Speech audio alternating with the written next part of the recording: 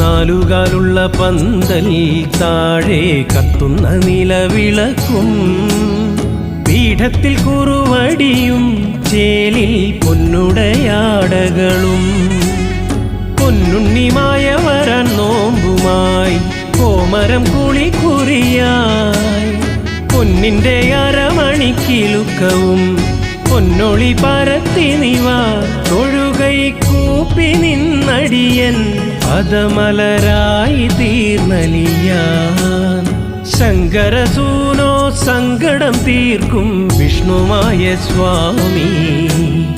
പാർവതി മാതാ പാരിനു നൽകിയ പഞ്ചാമൃതം സ്വാമി.